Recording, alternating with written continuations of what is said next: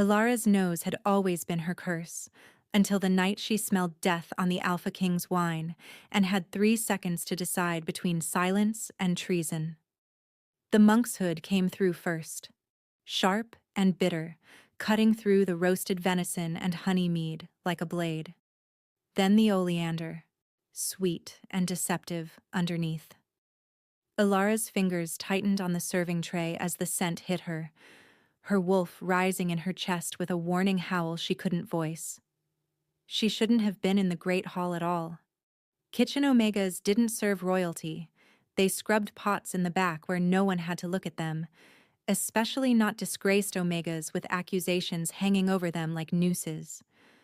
But 2 servers had fallen sick that morning, and the head cook had shoved her toward the chaos of the coronation feast with a curt warning to keep her head down and her mouth shut. Alara had perfected both skills in the 6 months since her world had shattered. The great hall blazed with torchlight and celebration. Alpha King Daemon Silvercrest sat at the high table, newly crowned, devastating in black and silver. Power rolled off him in waves that made every wolf in the room submit without thinking.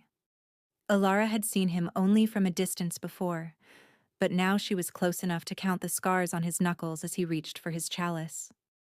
The poisoned chalice. Her heart stopped. 3 seconds, maybe less, before the cup touched his lips. 3 seconds to decide if she'd rather die for treason or live, knowing she'd let him. She shouldn't care. He was everything wrong with the pack hierarchy, ruthless, absolute, crushing anyone who challenged him. He'd done nothing when they'd accused her of poisoning Luna Catherine, nothing when they'd stripped her rank and thrown her into the kitchens like garbage. The Silvercrest Alphas had never cared about Omegas. They used them, discarded them, forgot them. Let him drink, the bitter part of her whispered. Let him die, like you died. But then the wind shifted, carrying his scent directly to her, and everything inside her screamed. Mate. No. Impossible. Not him. Not the Alpha King who couldn't possibly... His fingers closed around the stem of the chalice. Alara moved. She didn't think. Couldn't think. She lunged across 15 feet of sacred space between servant and sovereign, her tray clattering to the stone floor. Gasps erupted around her. Someone shouted. She reached the high table as his hand began to lift, and she struck the chalice with enough force to send it flying. Wine exploded across the white tablecloth like blood. The cup hit the floor with a sound like a death knell.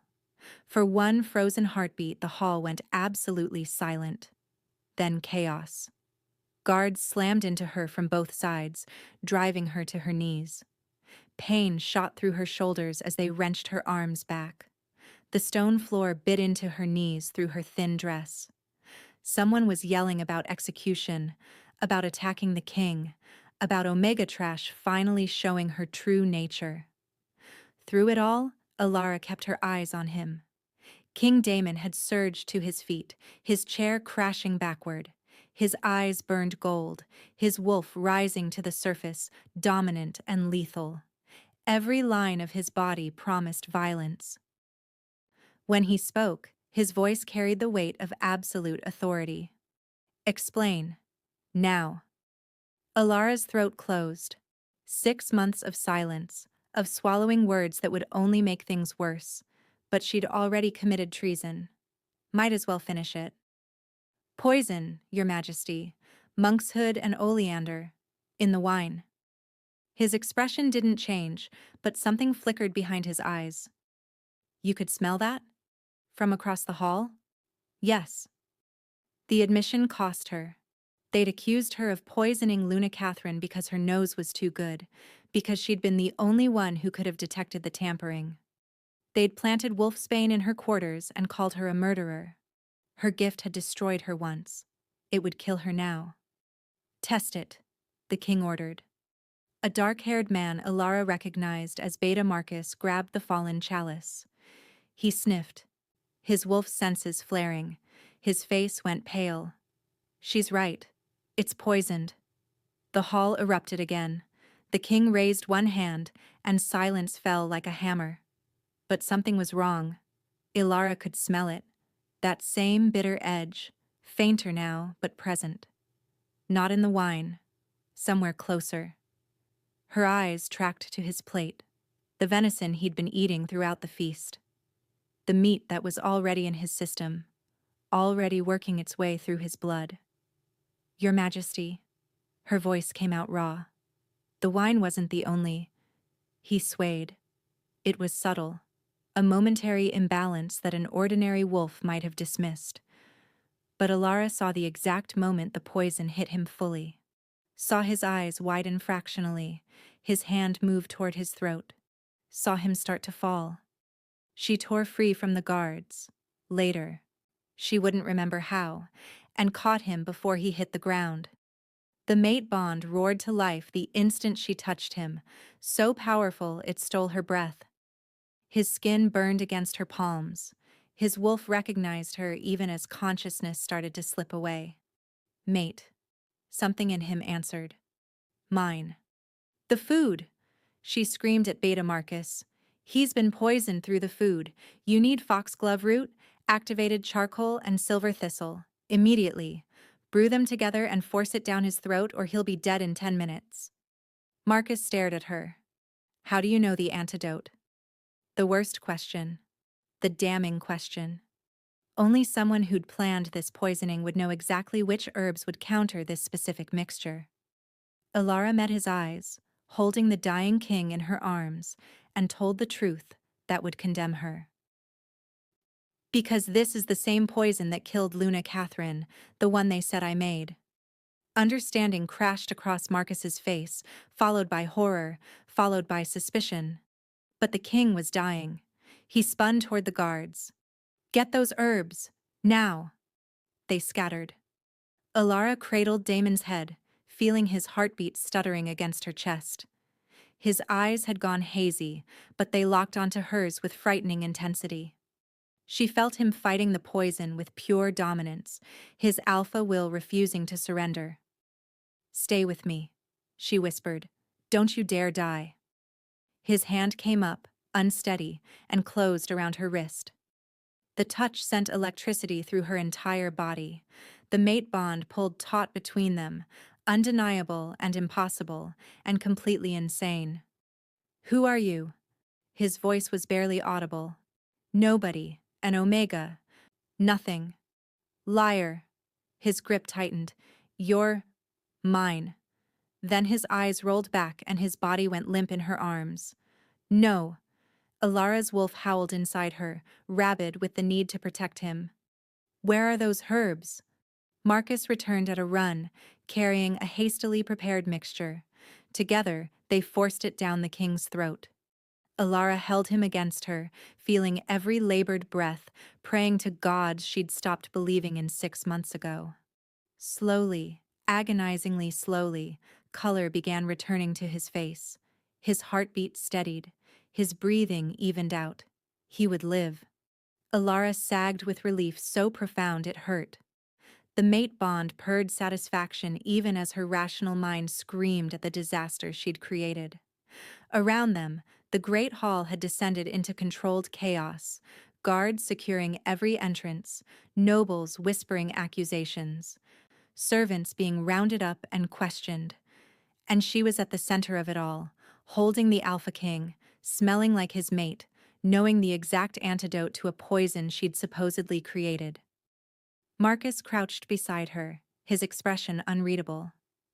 You need to come with me. I know. You just confessed to knowing how Luna Catherine was poisoned. I know. They'll execute you.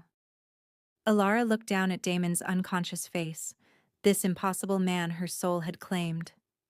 I know. But as the guards pulled her away from him, as they dragged her toward the dungeons where she'd surely die, his hand shot out and caught her ankle. Still unconscious, still poisoned, but his alpha instinct wouldn't release his mate. Mine, he growled, the word barely human. Don't touch her. Then his hand fell away, and they hauled Ilara into the darkness. She didn't fight, didn't protest, just let them throw her into a cell that smelled like despair and waited for dawn. She'd saved her mate's life. Now he would have to decide if hers was worth saving in return. Wanting to see what would happen next? Subscribe to this channel to get to listen to more of our upcoming exciting stories. Click on the subscribe button now. Thank you. Chapter 2. Elara woke to silk sheets and morning light. Wrong. All wrong. Dungeons didn't have windows. Cells didn't smell like lavender and beeswax. Condemned Omegas didn't sleep on mattresses that cost more than a year's wages. She bolted upright, her heart slamming against her ribs. The room around her was beautiful enough to make her throat tight. Cream walls hung with tapestries, a fireplace with a carved mantel, furniture that belonged in a noble's quarters. The dress she'd worn last night was gone, replaced by a simple but clean linen shift. A gilded cage. That's what this was. The door opened without warning. Elara's wolf surged up, defensive, but the scent that hit her made everything inside her go still. Mate. King Damon Silvercrest filled the doorway like a storm about to break. He looked better than he had any right to after nearly dying 12 hours ago, his color restored, his movements steady, though she could smell the lingering traces of poison in his sweat. He'd changed into fresh clothes, black on black, every inch the Alpha King. But his eyes were what held her frozen, gold and furious and fixed on her like she was prey. He wasn't alone. Beta Marcus stood at his right shoulder, watchful. And behind them, a man Elara didn't recognize. Tall, scarred, radiating the kind of violence that made smart wolves nervous. His scent was all wrong, bitter where it should have been clean, and her wolf pressed flat in submission even as something whispered danger. "You're awake." The king's voice carried no warmth. "Good. We have much to discuss." He moved into the room with the absolute confidence of a predator in his own territory. Marcus and the scarred man followed, closing the door behind them. Elara was suddenly, viscerally aware that she was alone with 3 dominant wolves in nothing but a shift. She lifted her chin anyway. "Where am I?" "The East Tower. Guest quarters." His lips curved without humor.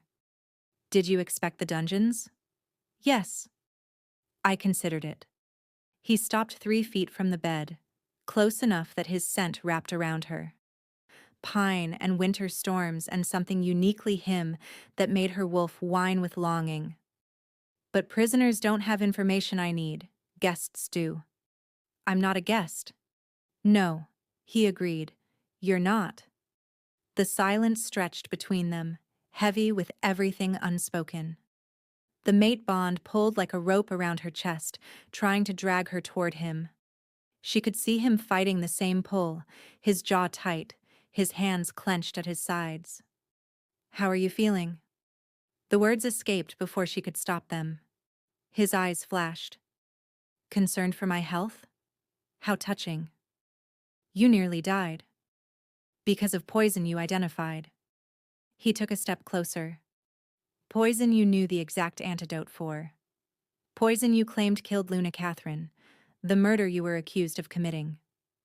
There it was. The trap she'd walked into the moment she'd opened her mouth. "I didn't kill her," Elara said quietly, "and I didn't try to kill you." "Then how did you know?" "Because I'm good at what I do. My nose doesn't lie. Neither do conspirators when they slip up." He was close enough now that she had to tilt her head back to hold his gaze. "You could have stayed silent. Let me drink. Let me die. Instead, you risked exposure to save me." "Why?" "Because you're my mate," her wolf howled. "Because I would die before I let you." "I don't know," she whispered. His hand shot out and caught her chin, forcing her to meet his eyes. The touch sent lightning through her entire body. She watched his pupils dilate, felt the answering jolt in him as the bond recognized itself. "Liar," he breathed. For one suspended moment neither of them moved. His thumb pressed against her jaw, right where her pulse hammered. His scent thickened, tinged with something that made her wolf preen and her body heat. She saw the exact instant he realized what he was doing, saw horror and denial crash across his face. He released her like she'd burned him. "Your Majesty." Marcus's voice cut through the tension. "We should proceed." Damon stepped back, his expression going cold and controlled again, but his hands were shaking. Alara saw them before he tucked them behind his back. Ilara Thorne. Her name in his mouth was both a caress and a condemnation. "You stand accused of conspiracy to commit regicide. The evidence against you is substantial. You knew the poison. You knew the cure. You have motive, disgrace, resentment, revenge. I saved your life. Or you're part of a plot that went wrong and you panicked." His eyes bored into hers. "My beta wants you executed. My council demands it. The law requires it." Alara's throat went dry. "Then why am I not dead?" "Because my wolf won't allow it." The admission came out like broken glass. "Because something in me says you're telling the truth, as impossible as that seems. And because I don't believe in coincidences." He began to pace, a caged predator working through a problem. "Someone poisoned Luna Catherine 6 months ago. The same poison, the same method. Small doses over time, untraceable until it was too late. They blamed you because you were the only Omega whose nose was good enough to detect tampering. They planted evidence in your quarters. Your word against a noble's accusation." Alara's breath caught. "You believe me?" "I believe someone wanted you discredited and removed from the palace." He stopped pacing to face her. "The question is why? What made you dangerous enough to destroy?" "I don't know. I was nobody. A kitchen Omega who could smell things. A kitchen Omega who could smell poison." His gaze sharpened. "How many times were you near Luna Catherine's food?" "Every day. I prepared her private meals. And if someone was slowly poisoning her, you would have been the only person who could detect it." Understanding dawned in his expression. "They didn't frame you for murder. They removed you before you could prevent one." The logic clicked into place like puzzle pieces Alara had been missing for 6 months. She'd always wondered why they'd come for her before the Luna died, why they'd been so quick to condemn her on circumstantial evidence. They'd needed her gone before she figured out what was happening. "Someone in this palace murdered my mother," Damon said, his voice dropping to something lethal. "Someone tried to murder me last night, and someone went to great lengths to ensure you couldn't interfere." He moved close again, and this time she saw the calculation behind his fury. "Here's what's going to happen. You're going to use that gift of yours to help me find the traitor. 7 days. You'll scent out lies, examine food, identify anything that doesn't smell right. You'll attend council meetings, staff gatherings, every interaction where someone might slip. You want me to spy. I want you to hunt." His smile was all teeth. "Your nose is a weapon, Alara. Someone feared it enough to disarm you. Now you're going to show me why. And if I refuse, you won't." He leaned in, close enough that his breath ghosted across her cheek. "Because if you succeed, I'll investigate your conviction. I'll find out who framed you and why. I'll clear your name." Hope flared in her chest, painful and desperate. "And if I fail? Then you die. Either you're guilty and justice is served, or you're innocent but useless to me." His expression didn't soften. "I'm not offering you mercy, Omega. I'm offering you a chance to prove your worth." The words stung, but she'd expected nothing else. Alphas like him didn't value Omegas. They used them when convenient and discarded them when not. "Do we have an agreement?" Alara looked at him. This impossible man her soul insisted on claiming. This king who would never accept her. This alpha who offered her survival with one hand while preparing to destroy her with the other. "Yes." "Then we seal it." Give me your hand. She extended her hand slowly, watching his face. He took it, his palm warm and calloused against hers, and the moment their skin met, the mate bond roared to life between them. It wasn't gentle. It was a forest fire, a lightning strike, a force of nature that couldn't be denied or controlled. Elara gasped as it crashed through her. Recognition, belonging, rightness so profound it brought tears to her eyes. She felt his wolf in her mind, dominant and possessive and absolutely certain. Mine. Mate. Mine. Damon went rigid. His eyes blazed pure gold as his wolf surged forward, trying to claim her right there in front of witnesses. She watched him fight it, watched him strain against every instinct screaming at him to accept what the moon goddess offered. Then he ripped his hand away like she'd poisoned him too. No. The word came out strangled. That's not... You can't be... Your Majesty? Marcus stepped forward, alarmed. Damon stumbled back, his breathing ragged. When he looked at Elara again, his expression was pure denial. The moon goddess doesn't make mistakes like this. She wouldn't pair an Alpha King with a disgraced Omega accused of murdering his mother. Each word landed like a blow. Elara wrapped her arms around herself, trying to hold together against the rejection even as the bond wailed in protest. It's not real, Damon continued, more to himself than to her. It's a trick. Some kind of magic or manipulation. It has to be. My lord. The scarred man spoke for the first time, his voice like gravel. Perhaps we should... Commander Kael will be your shadow. Damon cut him off, gesturing sharply at the scarred man. He goes where you go. He watches everything you do. If you so much as breathe wrong, he'll know. Elara's attention snapped to Kael. Up close, the wrongness of his scent was worse. Rot, hidden under copper, sickness masked by aggression. Her wolf recoiled instinctively, pressing flat in submission but also in warning. Something was deeply, fundamentally wrong with the king's most trusted enforcer. Kael smiled at her, slow and cold. I'll take excellent care of our guest, Your Majesty. The way he said guest made her skin crawl. See that you do. Damon turned toward the door, moving like every step away from her cost him. You have 7 days, Elara Thorne. Find me my traitor. Prove you're not one yourself. He left without looking back, Marcus trailing behind him. The door closed with a finality that echoed in her chest. Kael remained. He circled her slowly, studying her like a wolf studied wounded prey. Elara held perfectly still, letting her wolf read him. The scent of decay grew stronger, not physical, but something deeper, something corrupt. Interesting, he murmured. The little Omega who saved the king. Tell me, how did you know about the poison? I already explained. Yes, yes, your miraculous nose.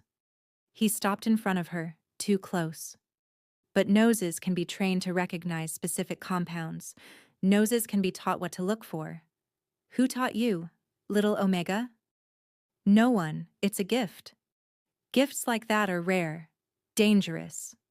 His hand came up, and she forced herself not to flinch as he touched her hair. Someone might want to control a gift like that. Use it for their own purposes. I don't know what you mean. No? His smile widened. Then you're either innocent or an excellent liar. 7 days, Omega. That's all you have to convince me which one you are. He stepped back, his expression shifting to something almost pleasant. I'll have breakfast sent up. You'll need your strength. We have a long week ahead of us. Then he was gone, and Elara was alone in her gilded cage with a mate who denied her and a guard who smelled like death. She sank onto the bed, her hands shaking. 7 days to find a traitor. 7 days to clear her name. 7 days to survive a king who couldn't accept her, and a commander whose wrongness made her wolf howl warnings she didn't understand yet. The mate bond ached in her chest, reaching for Damon even as he ran from it. Alara touched the place where he'd gripped her hand and whispered to the empty room, "I'll prove it to you. I'll prove all of it." Outside her window, storm clouds gathered over the palace. The hunt had begun. Wanting to see what would happen next? Subscribe to this channel to get to listen to more of our upcoming exciting stories. Click on the subscribe button now. Thank you. Chapter 3. The palace had a smell. Most people wouldn't notice it. The underlying scent beneath beeswax and wood smoke, herbs and bodies. But Alara had spent 6 months in the kitchens learning every nuance of this place, and now, with freedom to move through its halls, she realized how much she'd missed, how much had changed. Commander Kale walked 3 steps behind her, close enough that his wrong scent made her wolf nervous, far enough that he could watch her every move. 2 days into her 7-day deadline, and she'd found nothing but dead ends and suspicious looks. The palace staff avoided her. The nobles sneered at her.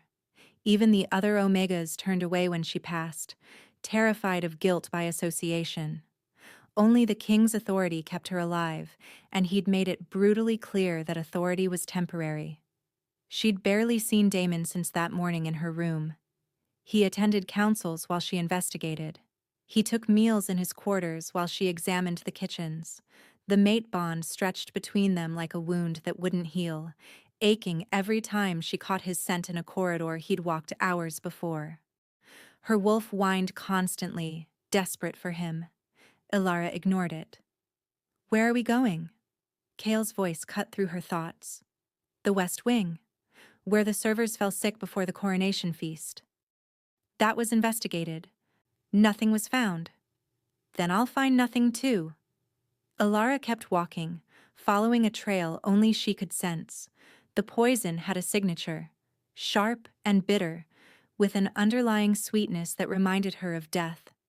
She'd smelled it on the king's food, traced it to the preparation areas, but the scent disappeared in the busy kitchen where dozens of wolves worked. Someone had been careful, professional. The West Wing was older than the rest of the palace, all stone corridors and narrow windows. Storage rooms and servant quarters, places nobles never ventured.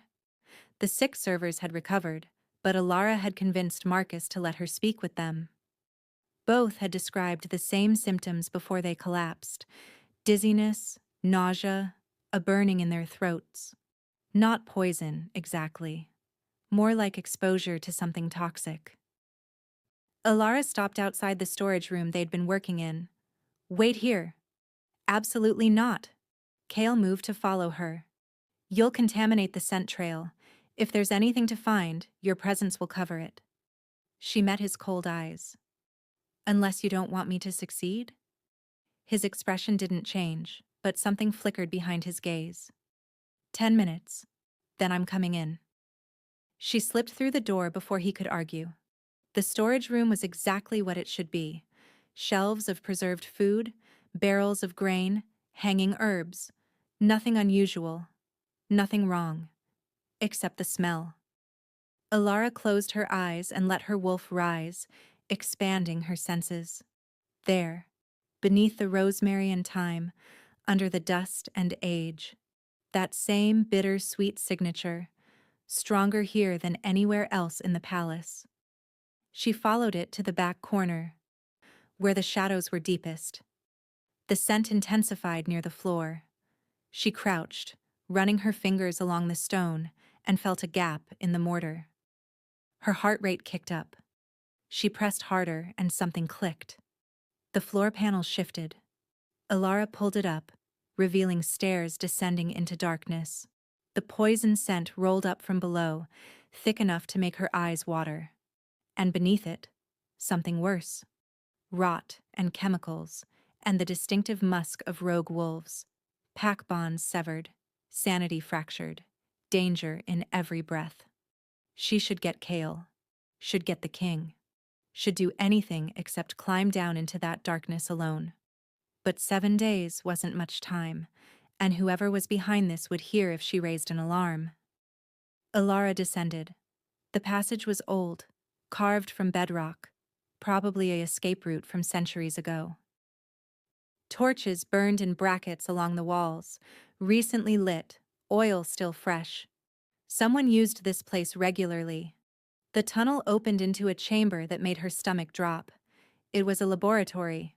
Work tables covered in vials and beakers, shelves lined with compounds she recognized from her kitchen training: monkshood, oleander, wolfsbane, nightshade. Everything needed to create the poison that had nearly killed Damon. But worse than the poisons were the cages along the far wall, empty now but reeking of captive wolves, and the documents scattered across the main table. Ilara moved closer, her hands shaking as she read. Subject 7. Increased aggression after compound exposure. Pack bonds severed successfully. Recommend higher dosage for full transformation. Subject 12. Transformation complete. Responds only to handler commands. Perfect for deployment. Her wolf recoiled in horror. They were making rogues, taking normal wolves and destroying their bonds, their sanity, their humanity, creating weapons. She rifled through more papers, finding names she didn't recognize, locations marked for collection, and worst of all, a letter bearing an ornate seal, the High Council's seal. Proceed as planned. The Omega's removal was successful. Continue preparations for Phase 2. When the king falls, ensure blame falls on Omega extremists. The ensuing chaos will allow necessary reforms. Our benefactors require results within the month. It was signed by 3 council members. Ilara recognized 2 names, Lord Castor and Lady Helena, both advisors to the previous king, both trusted by Damon.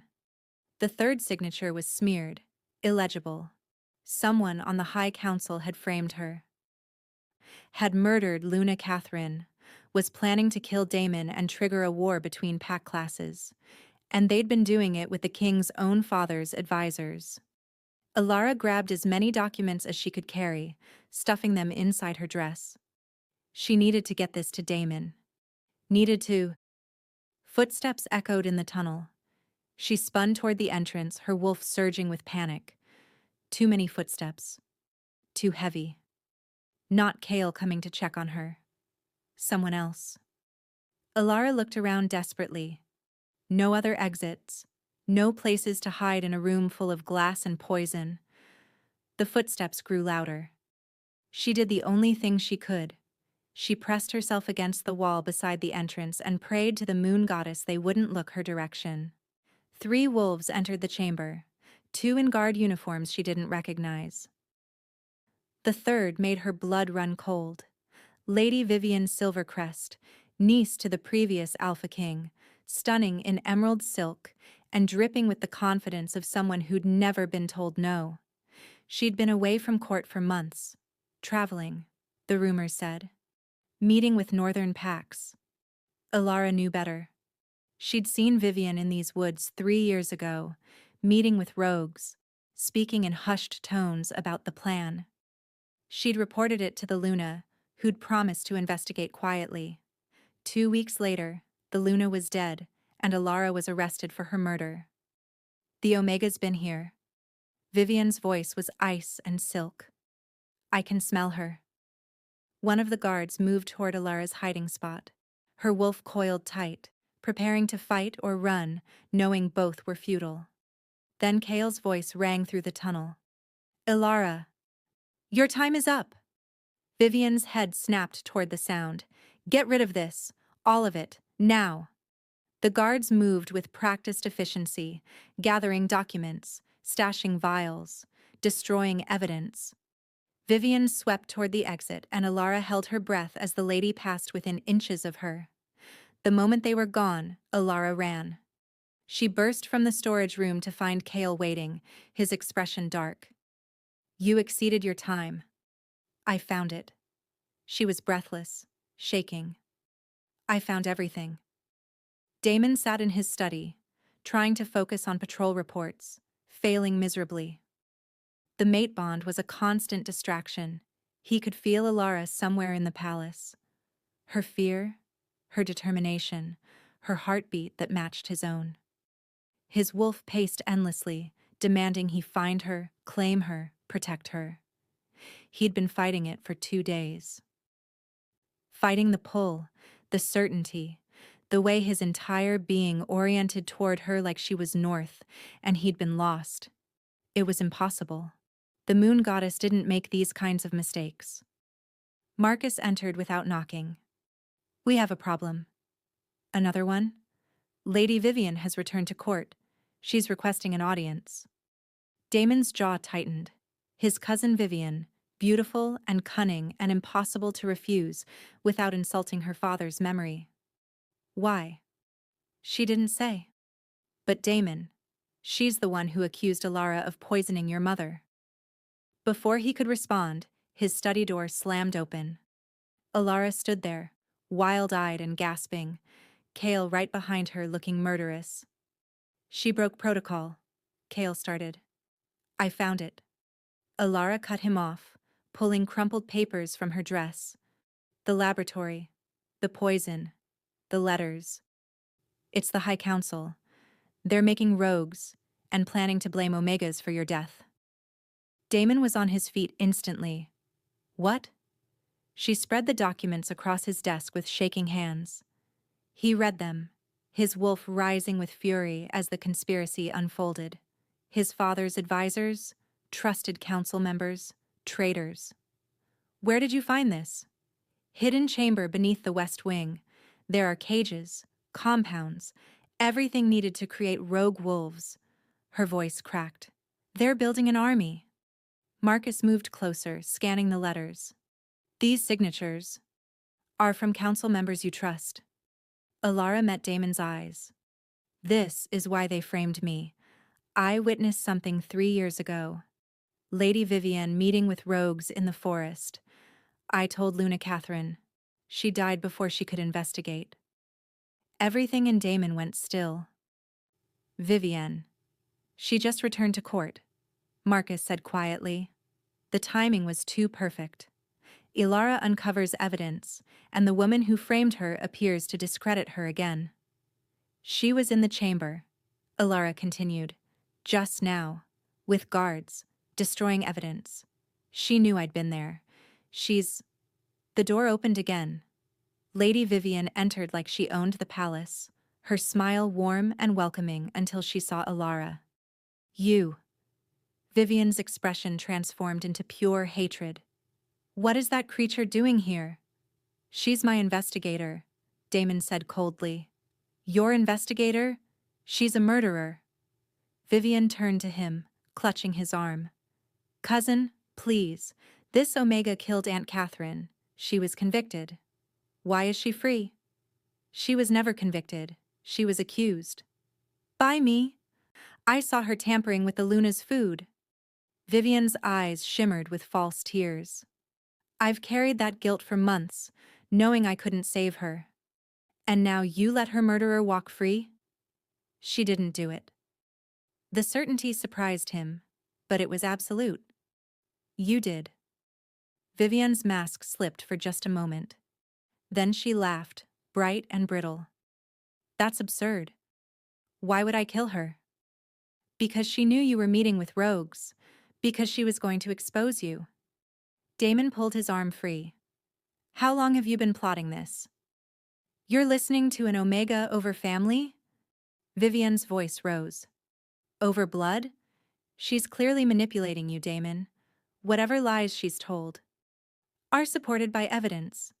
He gestured to the documents, signed confessions from council members, plans to assassinate me and trigger a class war. "All of it leads back to you."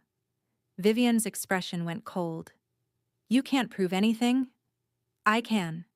Alara's voice was steady now. "Your scent is all over that laboratory, on the poisons, the cages, everything." The word of a disgraced Omega against a Silvercrest noble? Vivian smiled. "Who do you think the council will believe?" She was right. Damon felt it in his bones. The council would never accept Alara's testimony over Vivian's. Politics and class would win over truth. As if summoned, Lord Castor appeared in the doorway with Lady Helena and 3 other council members. Their timing was too perfect. They'd been waiting. "Your Majesty," Castor said smoothly, "we've heard disturbing reports that you're harboring the Omega who murdered your mother." "Reports from whom?" Daemon asked, though he knew. "Lady Vivian came to us with concerns for your safety." Helena moved into the room, her expression sympathetic. "We understand she's claiming innocence through some alleged evidence?" "Evidence you're mentioned in," Daemon said flatly. Silence. Then Castor laughed. "Preposterous. We've served this kingdom for decades." "Then you won't mind an investigation?" "Of course not. After the Omega is properly dealt with." Helena's smile didn't reach her eyes. "She's dangerous, Your Majesty, clearly manipulating you through some means. For the kingdom's safety, she must be returned to the dungeons immediately." Daemon looked at Alara. She stood straight despite being surrounded by enemies, despite knowing how this would end. The mate bond pulled tight between them, his wolf howling in protest at what he was about to do. Politics demanded it. The council demanded it. His position as king required him to show he couldn't be swayed by an Omega's claims over noble testimony. "Take her to the dungeons," he ordered. Alara's eyes widened. He felt her shock, her betrayal, her despair through the bond. It cut him deeper than any blade. "Your Majesty," Marcus started. "Now." Guards moved forward. Alara didn't resist as they seized her arms. She just looked at Daemon with those devastating eyes and whispered, "I understand." But she didn't. She couldn't know that every instinct in him screamed to protect her, that sending her away felt like tearing out his own heart. They dragged her toward the door. Vivian smiled in triumph. The council relaxed. And then the mate bond exploded with warning. "Danger. Poison. Now." Daemon spun toward his desk where a servant had left wine. Alara's scream tore through his mind even as she physically lunged against the guards. "Don't drink it. It's poisoned." Everyone froze. Castor's expression flickered with something that might have been panic. "More lies," Vivian said quickly. But Daemon had already grabbed the decanter, his enhanced senses finally picking up what Alara had warned him about. The same bitter-sweet signature from the coronation feast. He looked at Alara, still fighting the guards, her wolf in her eyes and terror on her face. Not for herself. For him. She'd been dragged toward execution, and her first thought was still to save him.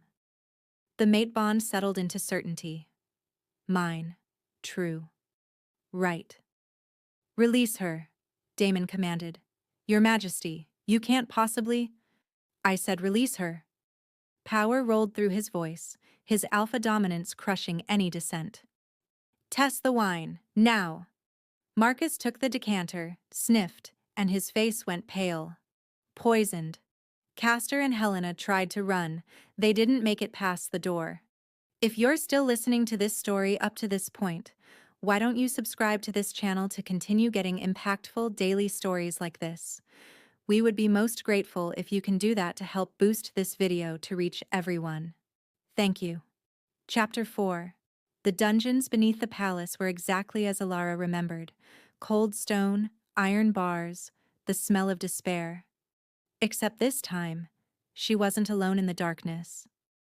King Daemon Silvercrest sat across from her in the cell, his back against the wall, watching her with those impossible gold eyes. "You should go," Alara said quietly. "Being down here with a prisoner won't help your political position." "My political position can go to hell."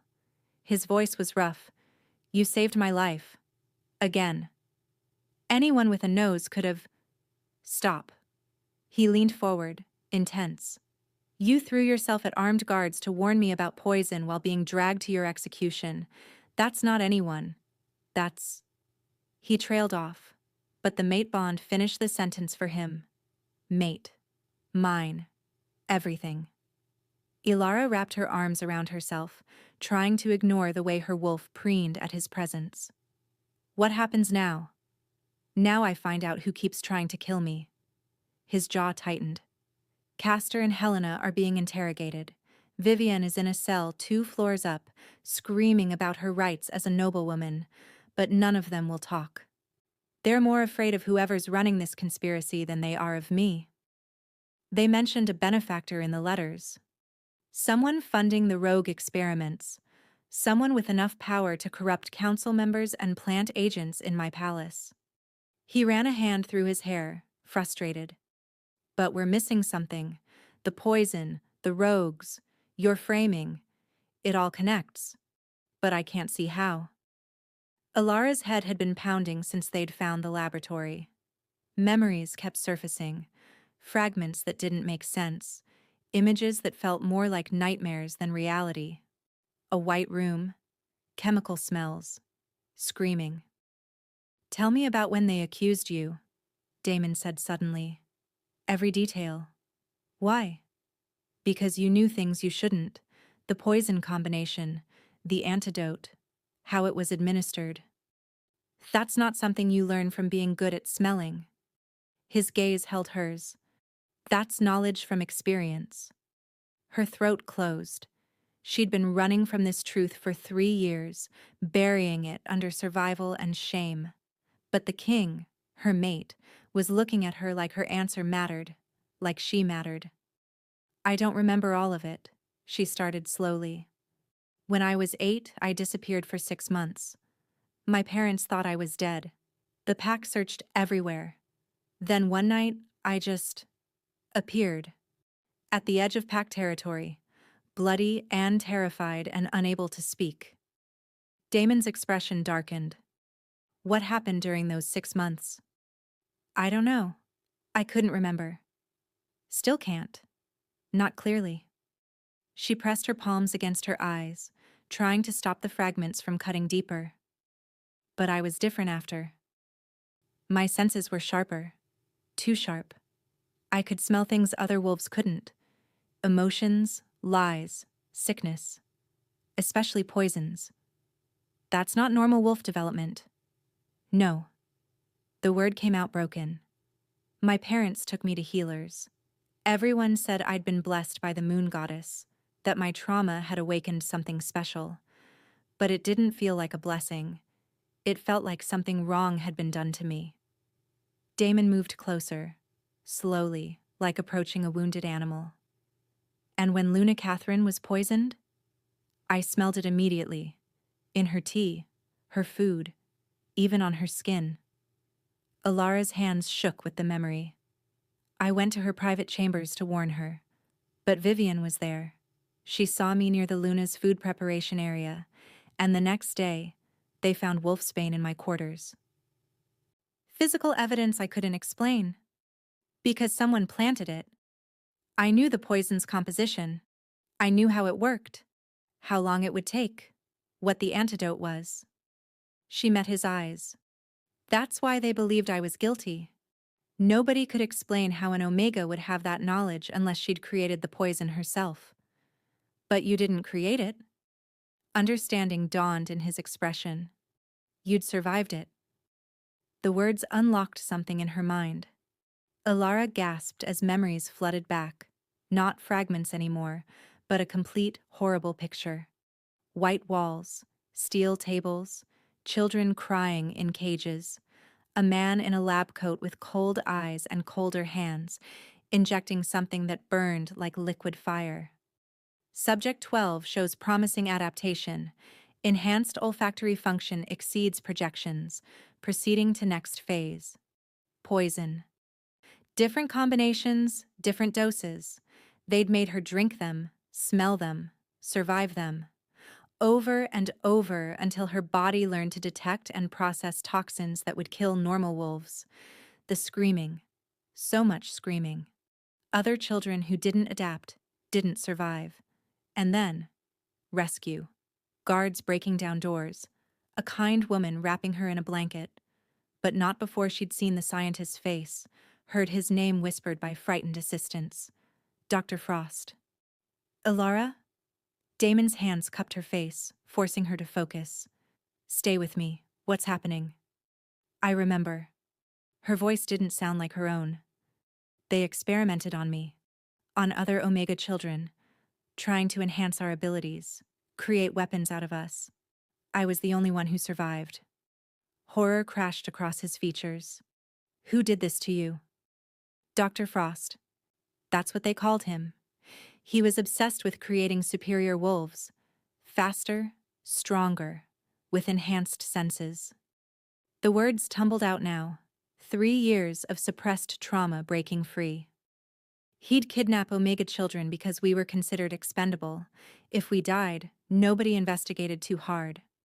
Damon's wolf rose in his eyes, pure alpha rage. Where is he now?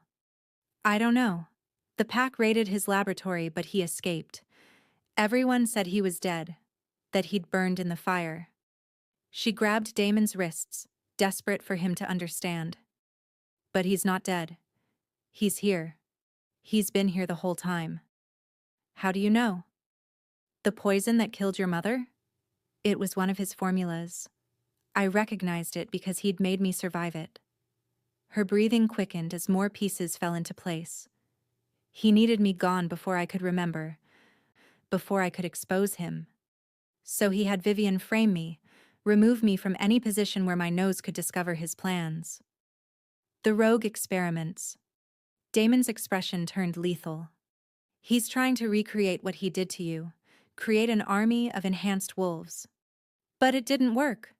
I was the only survivor out of dozens. The others died or went insane. Alara's stomach turned. Those rogues in the cages, they're not enhanced. They're broken. He's destroying wolves trying to recreate his one success. The cell door opened. Marcus stood there, his face grim. My lord, we have a problem. The interrogations turned up something. Dr. Matthias Frost is listed in the old palace records as a royal physician under your grandfather's reign. He worked in the palace? Damon was on his feet instantly. More than that. He was exiled 20 years ago for unethical experiments on pack members, but according to these records, he had a son who wasn't exiled with him, a son who remained in the kingdom under his mother's family name. Damon's eyes narrowed. Who? Commander Kale. The name hit Alara like a physical blow. That wrong scent, that wrongness she'd sensed from the beginning. Not sickness, familiarity. The chemical smell she'd associated with Dr. Frost's laboratory. Where is he? Damon demanded. Marcus's expression darkened. Nobody's seen him since the council members were arrested. Alara was already moving. I can track him. His scent is distinctive. I'll know it anywhere. No. Damon caught her arm. If he's Frost's son, he knows what you are, what you can do. It's too dangerous. He's been in this palace for months, Damon. He's been watching me investigate, reporting everything back to his father. She pulled free gently.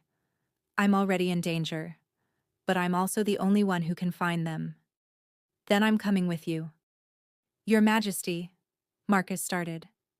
I'm coming with her, Damon repeated, his alpha voice allowing no argument. Get reinforcements. Meet us in the West Wing. They moved through the palace like hunting wolves, Alara following the scent trail only she could detect. Kale's signature was everywhere. He had access to every corridor, every room.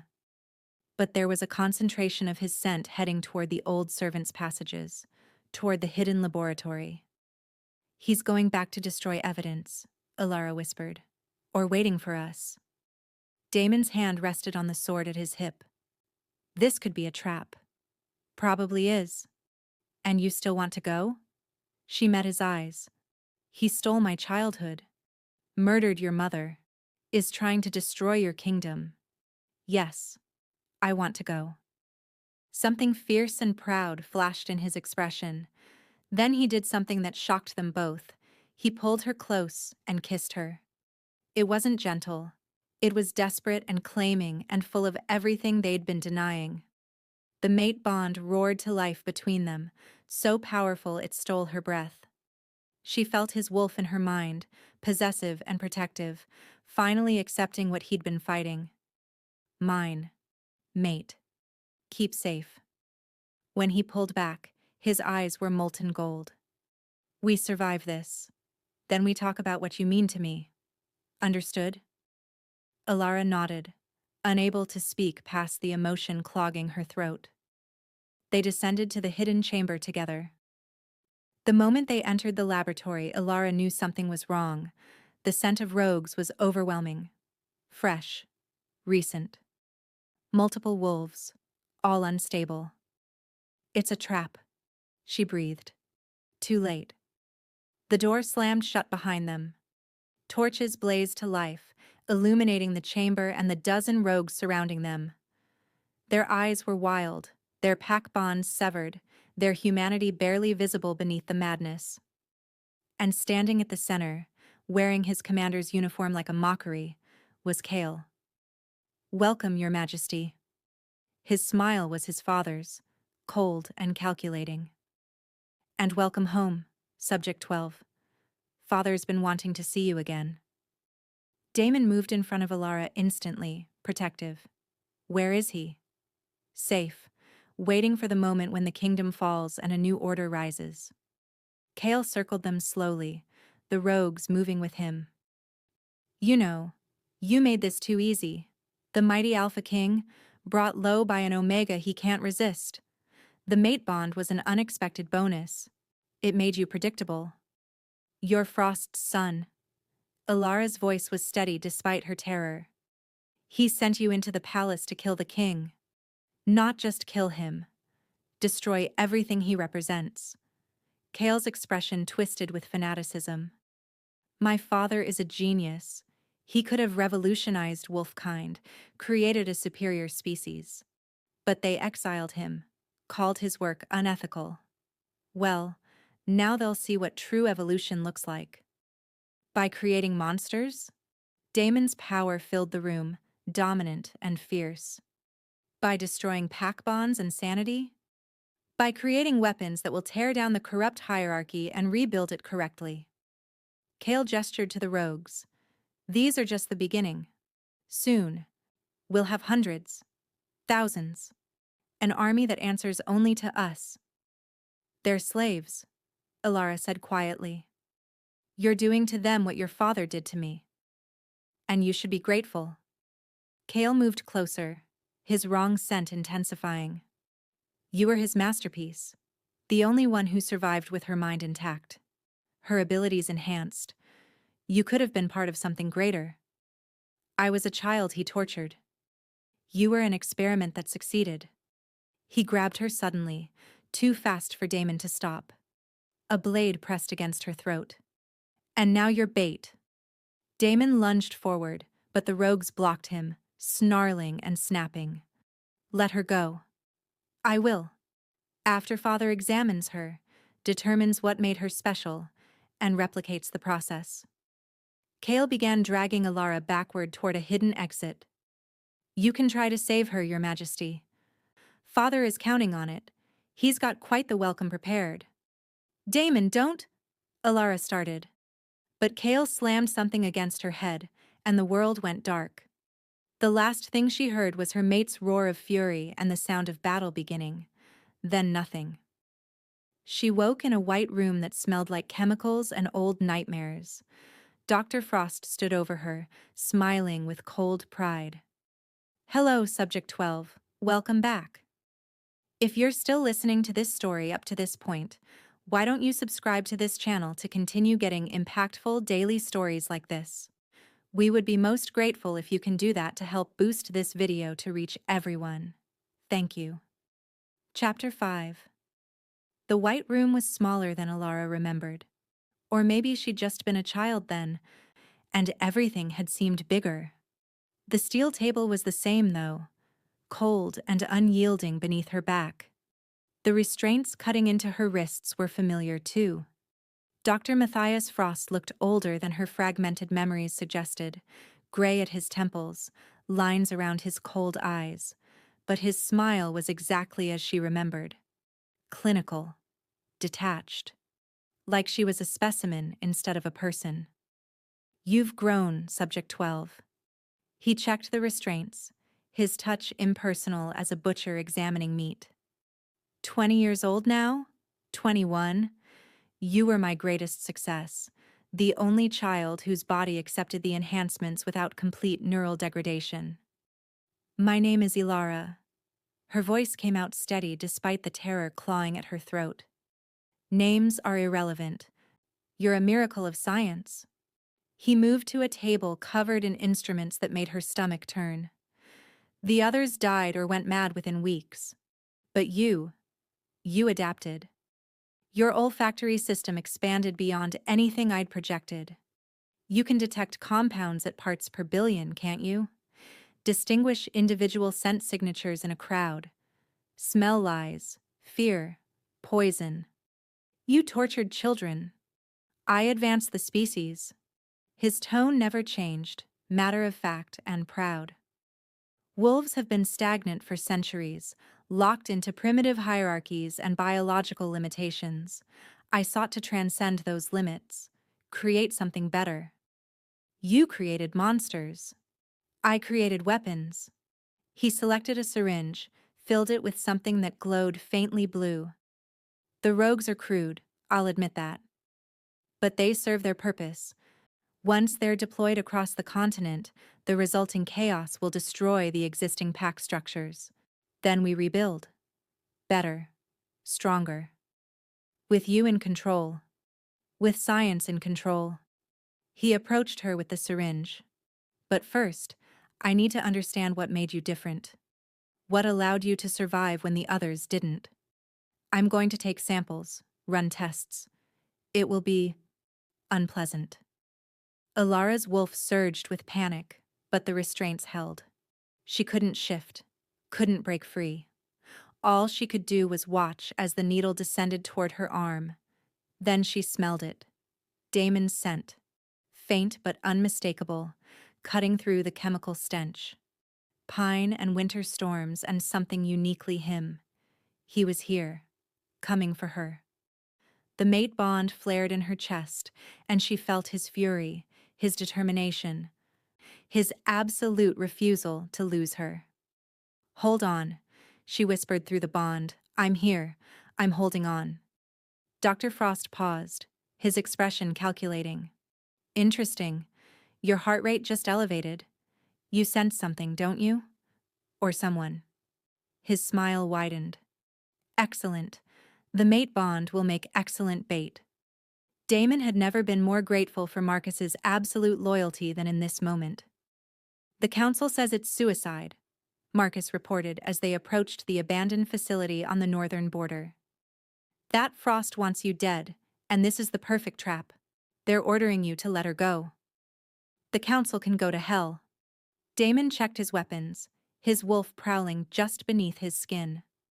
How many men do we have? 40 of our best fighters. But Damon, if this is a trap, then I die getting her out. He met his beta's eyes. She's my mate, Marcus. My wolf won't survive losing her. I won't survive it. You love her. It wasn't a question. I love her, Damon admitted, the words both terrifying and right. I love her courage, her strength, the way she sees through all my political bullshit to who I actually am. I love that she saved my life twice when she had every reason to let me die. And I've been a complete bastard to her because I was too proud to accept what the moon goddess knew all along. Marcus gripped his shoulder. Then we get her back. The facility was worse than Damon had imagined. A converted warehouse, isolated and windowless, reeking of chemicals and suffering. His wolf recoiled from the scent of broken pack bonds and manufactured madness. 20 rogues waited inside. Damon could smell them, sense their wrongness. Enhanced like Ilara but damaged, their humanity burned away, leaving only aggression and obedience to their master. They'll fight to the death, he told his wolves. Show them mercy when you can. This wasn't their choice. They breached the entrance in coordinated silence. The rogues attacked immediately, faster than natural wolves, stronger, their enhanced abilities making them formidable opponents. But Damon's fighters were trained, disciplined, working as a pack unit. and Damon himself was Alpha King. His power rolled through the warehouse, dominant and absolute, forcing even the rogues to hesitate. He cut through them like vengeance given form, following the mate bond like a compass pointing north. Alara was here, close, terrified but alive. He found the white room and the monster standing over his mate. Damon's roar shook the building. Dr. Frost spun toward him, and for the first time, emotion crossed his face. Fear. "Commander Kale!" Frost shouted. "Stop him!" Kale emerged from the shadows, transformed into something between wolf and man, a partial shift that shouldn't be possible. His muscles were grotesquely enlarged, his bones misshapen, his eyes completely mad. He experimented on himself. Alara gasped from the table. "Tried to enhance his own abilities. It's killing him." "But I'll take you with me," Kyle snarled, launching himself at Damon. The fight was brutal. Kale had enhanced strength and speed, but Damon had training and sanity. They crashed through the laboratory, shattering equipment, spilling chemicals. Damon felt ribs crack, tasted blood, but he didn't stop. He couldn't stop. Not until Alara was safe. "The gas line!" Alara screamed suddenly. "Northeast corner. I can smell the leak. The chemicals will ignite it." Damon understood instantly. He drove Kale toward the corner, dodging his attacks, leading him like a dance. Behind them, Marcus was freeing Alara from the restraints. "Everyone out!" Damon commanded through the pack link. "Now!" His wolves retreated, dragging wounded rogues with them when possible. Damon landed one final blow that sent Kale sprawling near the gas leak, then turned and ran. He caught Alara as she stumbled from the table, sweeping her into his arms. Marcus grabbed a torch from the wall and threw it behind them as they fled. The explosion was instantaneous. Fire bloomed through the facility, consuming Frost's research, his equipment, his monstrous creations. Damon's body curved over Alara's, shielding her from the blast as they burst through the exit. They tumbled onto the frozen ground, the warehouse collapsing behind them in flames and smoke. Damon's ears rang, his body screamed with pain. But Alara was in his arms, alive, and that was all that mattered. "Did Frost escape?" she gasped. Damon helped her sit up, scanning the area. The mad scientist was stumbling away from the burning building, trying to reach the tree line. Not for long. Alara was already moving, her enhanced senses tracking him. "I can find him anywhere now. His scent signature is burned into my memory." They hunted him together, Alpha King and Omega Investigator, moving as one. Alara tracked him through the forest with supernatural precision, and Damon followed, trusting her completely. They found Frost collapsed against a tree, his leg broken. His escape ended. He looked at Alara with something that might have been pride. "You're magnificent," he whispered. "Everything I hoped to create." "I'm not your creation." Alara crouched before him, her voice hard as steel. "I'm a survivor. There's a difference." "Kill me then." The king's mate enacting vengeance. Poetic. "No." She stood, turning away from him. "You'll stand trial. Face justice for every child you murdered, every wolf you broke. You'll spend the rest of your life in a cell, knowing that your masterpiece was the one who ended you." Damon's wolves took Frost into custody. As they dragged him away, still ranting about science and evolution, Damon pulled Alara into his arms. "Are you hurt?" His hands roamed over her, checking for injuries. "I'm fine. You." "I'll live." He cupped her face, his thumb tracing her cheek. "I'm sorry. For everything. For not believing you. For sending you to the dungeons. For fighting this bond when it was the most right thing I've ever felt. Damon, I love you." The words came out fierce and certain. "You're brilliant and brave, and you saved my life and my kingdom. You're my mate, my equal, and I'm done denying it." Tears spilled down her cheeks. I love you too, even when you were being an arrogant bastard. He laughed and kissed her, pouring everything into it, apology and promise and absolute devotion. The mate bond sang between them, finally accepted, finally complete. 3 days later, Damon stood before the assembled kingdom with Alara at his side. The great hall was packed. Nobles, commoners, omegas from the kitchens, warriors from the barracks. Every wolf in the capital had come to witness this. 3 months ago, Damon began, his voice carrying through the silent hall. My mother was murdered by conspirators seeking to destroy this kingdom. They framed an innocent Omega, stripped her of her rank, and threw her into the kitchens like garbage. That Omega's name is Alara Thorne, and she is my mate. Gasps rippled through the crowd. Alara stood straight beside him, wearing the silver dress of a Luna, her hand clasped in his. For too long, we have allowed wolves to be classified, diminished, and abused based on their designation at birth. We have treated Omegas as lesser, as expendable, as unworthy of protection under pack law.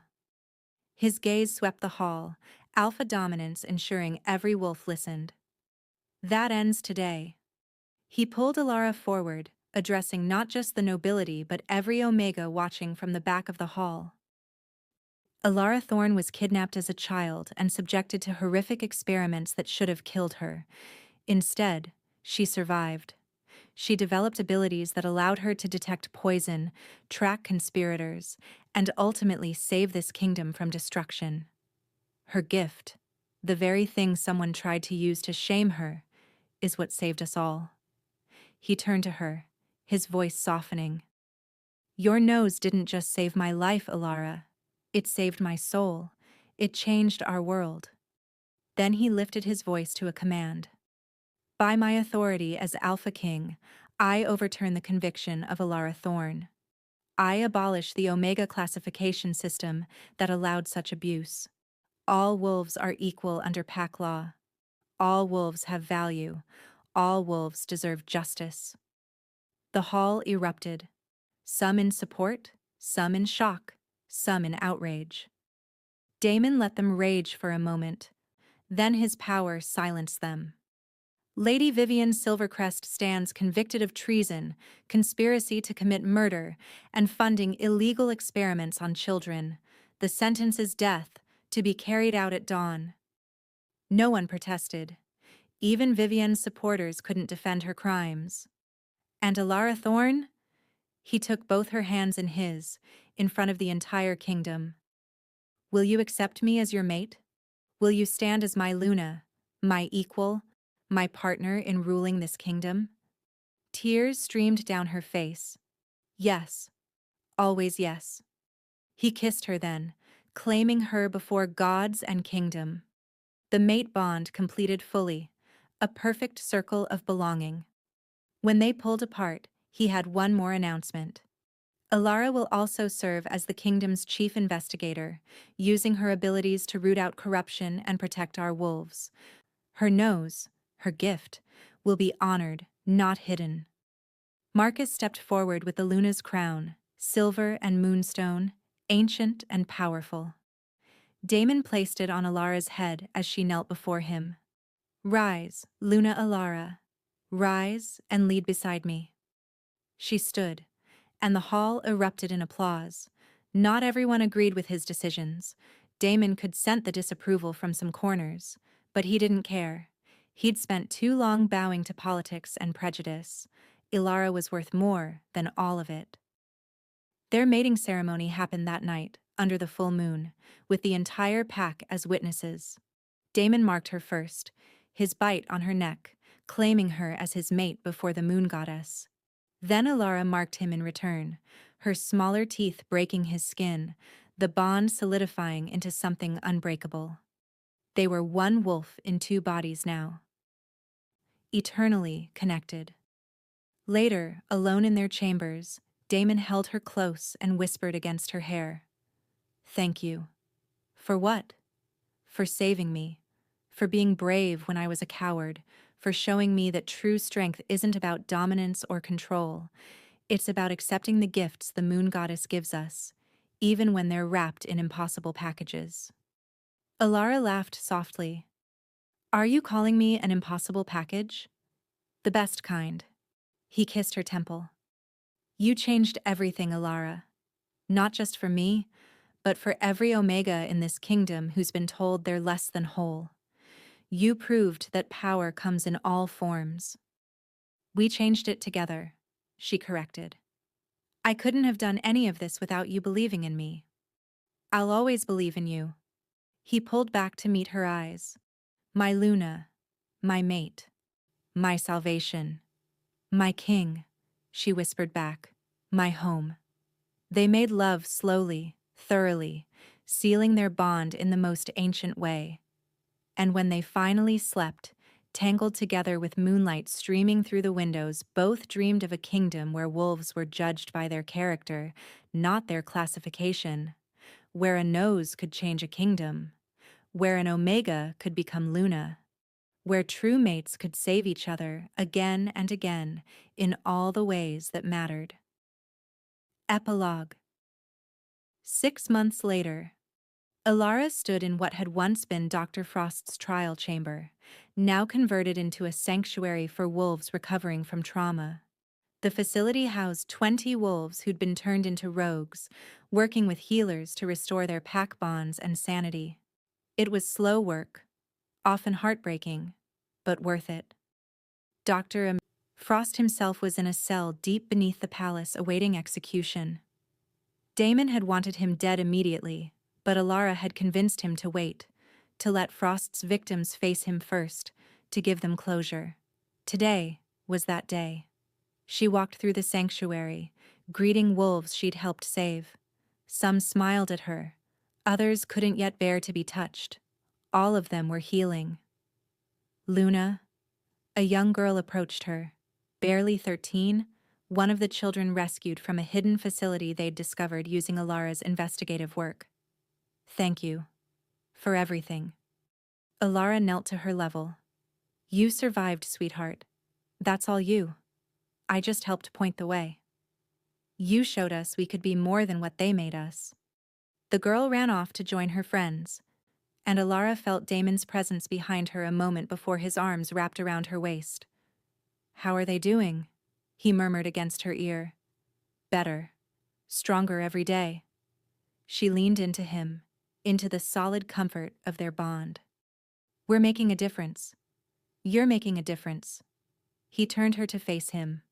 5 conspiracies uncovered in 6 months, 12 diplomatic crises averted because you could smell when foreign diplomats were lying. You've saved more lives than anyone can count. We're a team. The best team. He kissed her softly. Ready to go home? Always. They walked through the palace together, Luna and King, equals in every way. Wolves bowed as they passed, not just in submission, but in genuine respect. The kingdom was changing, slowly, sometimes painfully, but changing. And it had all started with an Omega who refused to be silent when she smelled death on a king's wine. With a nose that could track lies and a heart brave enough to speak truth to power. With a mate bond that proved love was stronger than prejudice. Alara Thorne had been shamed, discarded, and nearly destroyed. Now she was Luna, investigator, and living proof that sometimes the things that make us different are exactly what the world needs. Her nose had changed a kingdom, her courage had changed a king, and together, they'd changed everything. The end. Thank you for watching this video. Subscribe, like, and share this video to continue listening to this type of story daily and also to appreciate this community too. I would like to hear your wonderful opinion about this story. Please comment below.